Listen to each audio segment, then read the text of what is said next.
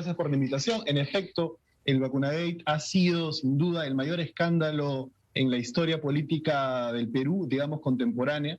Creo que solamente igualable con lo que pasó en la época de Fujimori con los llamados Vladivideos y lo que sucedió en general con la trama Lava Jato, que también ha impactado en la región. Lamentablemente hemos comprobado que este asunto de la vacunación con privilegios es un tema que lamentablemente no solamente se ha vivido en el Perú, sino también en otras partes. El punto central aquí es que se le exigía al presidente Vizcarra que pueda negociar con diferentes laboratorios. Naturalmente estaba el tema ruso, estaba también Pfizer, estaba AstraZeneca, pero al parecer únicamente se negoció con la vacuna china, con Sinopharm, y aparentemente esto se había dado porque habían ofrecido algunas condiciones ventajosas, por lo menos eso era lo que el oficialismo de Vizcarra había dado a entender, pero todo hace suponer que en realidad solamente se negoció con el laboratorio chino porque este ofrecía algunas gollerías, algunas ventajas a la clase que gobernaba, empezando por el mismo Vizcarra, que se vacunó. Vizcarra lo que dijo es que él se sometió a un ensayo clínico, que él no sabía si le estaban aplicando una vacuna o si era más bien un placebo. Digamos, con las horas, el transcurrir de los días, se ha demostrado que él sabía perfectamente que le estaban aplicando la vacuna no solamente a él, sino a 487 personas más. Y debo decir que hay denuncias periodísticas y hay investigación de que esta no sería la única lista, que en realidad habrían más listas en donde más amigos del poder, más amigos de Vizcarra, el expresidente, sí, también fueron inoculados, ¿no? A ver, Enrique, para entender dónde sucede esto, vos recién mencionabas antecedentes. En Perú, en Lavallato, el caso Odebrecht, digamos, el capítulo peruano de Odebrecht, acorraló a 4 presidentes, ¿sí? Digo bien, corregime si estoy equivocada. Acorraló realmente a 4 presidentes. Después estamos hablando de un Vacunagate que comprende a 487 funcionarios en un país que el año pasado tuvo o vio en la silla de la presidencia a 3 personas. Te pregunto, ¿qué le pasa a la gente de Perú? ¿Hay un descreimiento total? ¿Temen que pueda haber mucha convulsión en las calles?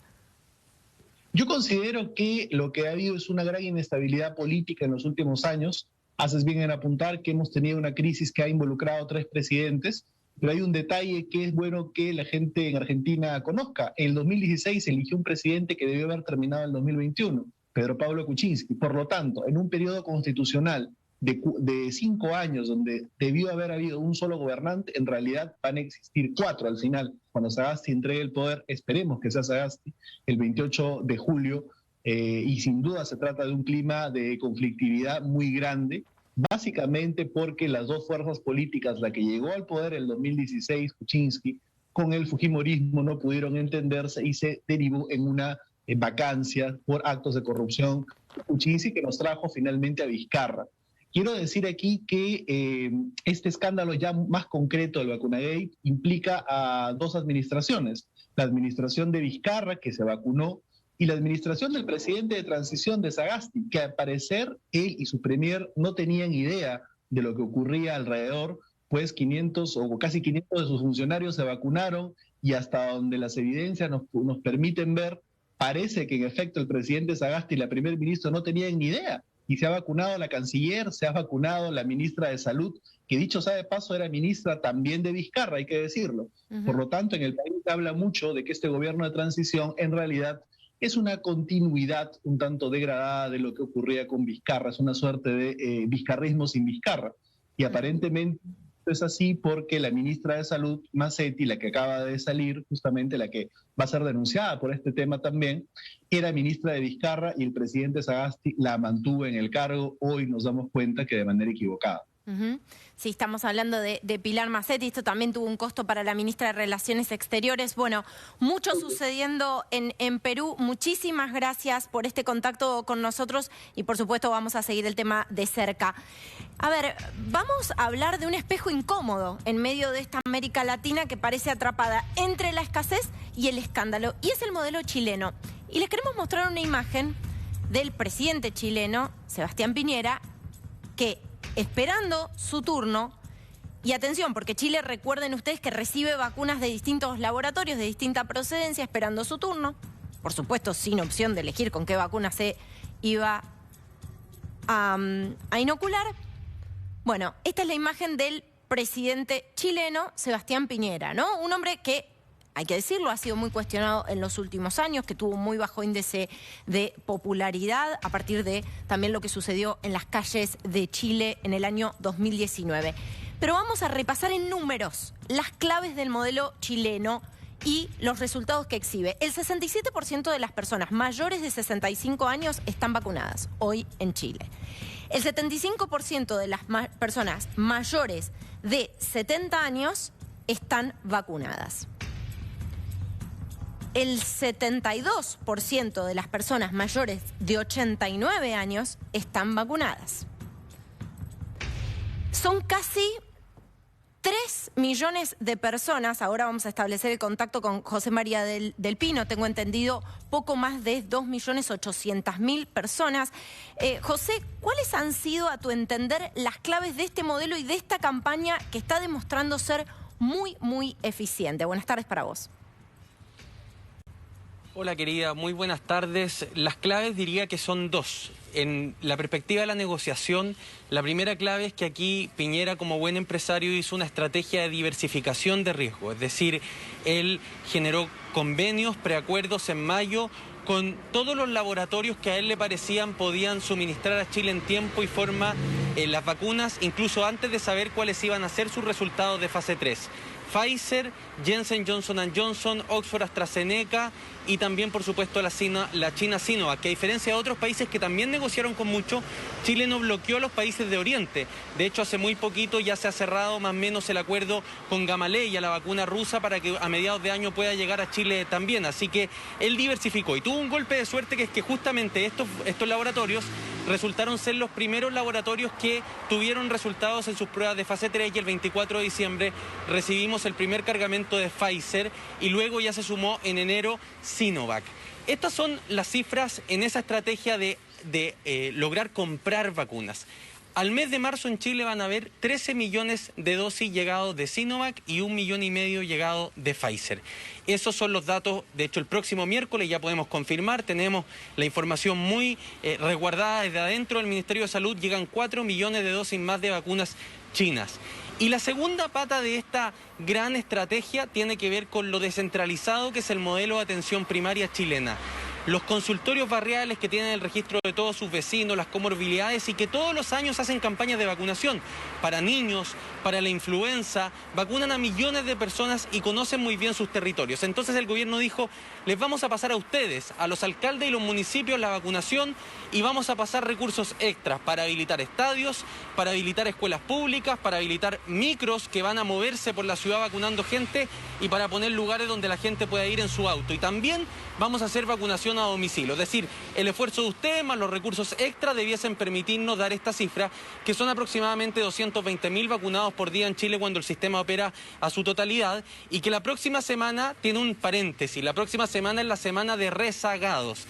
Es decir, de todos ese porcentaje de población mayor de 65 que aún no ha ido a vacunarse, y también, y sé que esto les va a interesar en Argentina, los profesores mayores de 40 años, porque en marzo Chile vuelve a clase y el presidente quiere que los profesores estén vacunados. A ver, déjame repasar un poco el ranking en países de nuestro continente, países de América, ¿no? También comprende países de Norteamérica, Canadá.